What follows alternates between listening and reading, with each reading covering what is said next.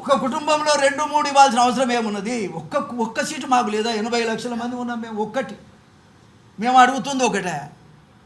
కుటుంబానికి 2-3 తీసుకుంటే ఒక్కటి మాకు ఇయ్యలేరా? ఒక్క సీటుకు కూడా మా మాదిగల అర్హులు కాదా? అదన్నా చెప్పండి. మాకు కూడా న్యాయం చేయండి, మా కులానికి కూడా న్యాయం చేయండి.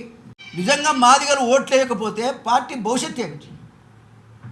కాంగ్రెస్ పార్టీ భవిష్యత్తు ఏమిటని నేను అడుగుతున్నా. ఒక సీనియర్ నాయకుడిగా, ఆ పార్టీలో చేద్దామనేటువంటి ఆలోచన కలిగినటువంటి ఒక వ్యక్తిగా పార్టీ భవిష్యత్తు ఏమిటి? ఇంతవరకు ఎవరైనా ఈ రకమైన నిర్ణయం తీసుకున్నారా? నేను 10 మంది ముఖ్యమంత్రులను చూశాను, ఎవరు కూడా ఈ రకమైన నిర్ణయం అయితే జరగలేదు.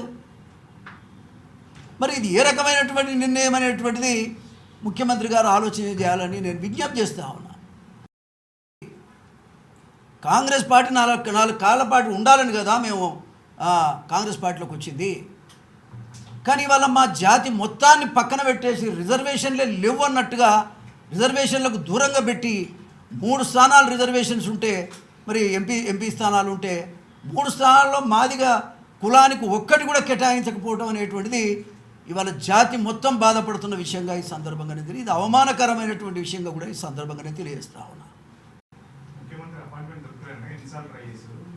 అరే ఎన్నిసార్లు నేను రోజు అంటుంటే మళ్ళీ ఎన్నిసార్లు అంటారు?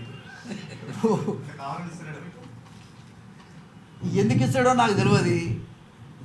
ఇక నువ్వు అడిగే క్వశ్చన్లో నేను ఏం చెప్పాలి? నేను రోజు అడుగుతున్నా.